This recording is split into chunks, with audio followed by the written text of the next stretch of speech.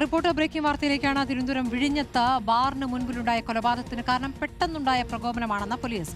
പ്രതികൾക്ക് മുൻകാല ക്രിമിനൽ പശ്ചാത്തലമൊന്നുമില്ല. ബാറിനകത്തെ സംഘർഷത്തിൽ കൂടുതൽ പേരുണ്ടോ എന്ന് പോലീസ് പരിശോധിക്കുന്നുണ്ട്. പിടിയിലാകുമ്പോൾ അനന്തിനൊപ്പം ഉണ്ടായിരുന്ന യുവാവിനായിട്ട് അന്വേഷണം ആരംഭിച്ചിട്ടുണ്ട്. പ്രതികളെ തിങ്കളാഴ്ച കസ്റ്റഡിയിൽ വാങ്ങി തെളിവെടുപ്പ് നടത്തും.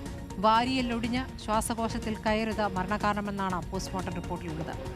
ഹരി മോഹൻ വിവരങ്ങളുമായി. ഹരി, നേരത്തെ ക്രിമിനൽ പശ്ചാത്തലമില്ല, നേരത്തെ അക്രമ സംഭവങ്ങളിൽ പ്രതികളായിട്ടില്ല എന്ന് പറയുമ്പോഴും എത്ര ക്രൂരമായിട്ടാണ് ഈ കൊലപാതകം നടന്നത്? അടിച്ചും തൊഴിച്ചും ചവിട്ടിയും ഒക്കെ നടത്തിയിരിക്കുന്ന ഈ കൊലപാതകം, അതിൽ എന്താണ് ഇപ്പോൾ പോലീസ് പറയുന്നത്? ഹരിമോഹൻ, വേറെയും പ്രതികൾ ഉണ്ടായിരുന്നു, അതായത് ബാറിനകത്തുണ്ടായ സംഘർഷത്തിൽ വേറെയും കുറച്ചു പേരുണ്ടായിരുന്നു എന്നാണോ പോലീസിന്റെ കണ്ടെത്തൽ?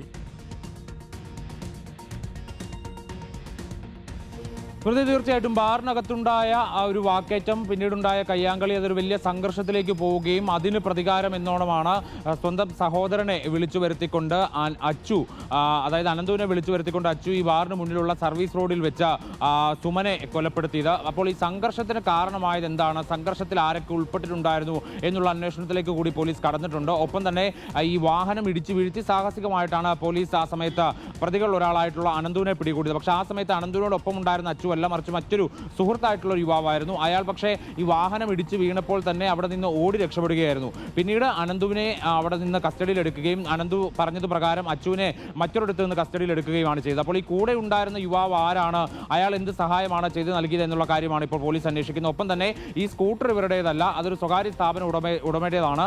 ഇയാളത് ഡ്രൈവർക്ക് ഓടിക്കാൻ കൊടുത്തിട്ടുള്ളതായിരുന്നു. അപ്പോൾ ഡ്രൈവറുമായി ബന്ധമുള്ളത് കൊണ്ട് ആ വാഹനം കൈവശപ്പെടുത്തി അത് രക്ഷപ്പെടാൻ വേണ്ടി ഉപയോഗിച്ചു എന്നുള്ളതാണ് പോലീസ് പറയുന്നത്.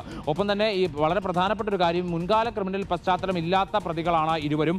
അത്തരത്തിൽ മുൻകാല ക്രിമിനൽ പശ്ചാത്തലം ഇല്ലാത്തപ്പോഴും സ്മൃതി സൂചിപ്പിച്ചതുപോലെ തന്നെ വളരെ ക്രൂരമായി മരണം ഉറപ്പുവരത്തക്ക രീതിയിൽ ആഞ്ഞു ചവിട്ടി, നിരന്തരം ചവിട്ടിക്കൊണ്ട് തന്നെയാണ് ആ ദൃശ്യങ്ങളിൽ അയാളുടെ മരണം ഉറപ്പുവരുത്തിയത് എന്നുള്ളതാണ് വളരെ പ്രധാനപ്പെട്ട കാര്യം. അപ്പോൾ അതുകൊണ്ട് തന്നെ ഇനിയിപ്പോൾ ഇവരുടെ അതുകൊണ്ട് തന്നെ ഇന്നലെ കാര്യമായി ഇവരുടെ പശ്ചാത്തലമൊക്കെ തന്നെ അന്വേഷിച്ചു. പക്ഷേ ഈ മദ്യപിച്ച് ബഹളമുണ്ടാക്കുക എന്നൊക്കെയുള്ളതിനപ്പുറത്തേക്ക് കാര്യമായ ഇവർക്കെതിരെ കേസുകളൊന്നും രജിസ്റ്റർ ചെയ്തിട്ടില്ല, അല്ലെങ്കിൽ മറ്റെന്തെങ്കിലും ലഹരിയുമായി ബന്ധപ്പെട്ടിട്ടുള്ള വിഷയങ്ങൾ ഉണ്ടായിട്ടില്ല എന്നുള്ളതാണ് പോലീസ് പറയുന്നത്. ആ ചവിട്ട്, അതായത് നെഞ്ചിലും കഴുത്തിലും ഒക്കെ തന്നെ ഉള്ള ഇവരുടെ ചവിട്ടാണ് ആ മരണത്തിന് കാരണം ആയത് എന്നുള്ളതാണ്. അതായത് വാരിയിൽ ഒടിഞ്ഞ് ശ്വാസകോശത്തിൽ തറഞ്ഞു കയറുകയായിരുന്നു, നെഞ്ചിൽ രക്തസ്രാവം ഉണ്ടായി. ഇത്തരത്തിലുള്ള കാരണങ്ങളാണ് പ്രാഥമിക പോസ്റ്റ്മോർട്ടം റിപ്പോർട്ടിൽ പറയുന്നത്. ഇനിയിപ്പോൾ തിങ്കളാഴ്ച രണ്ടുപേരെയും കസ്റ്റഡിയിൽ വാങ്ങിക്കൊണ്ട് തെളിവെടുപ്പ് നടത്തുക എന്നുള്ളതാണ് ഉദ്ദേശിക്കുന്നത്.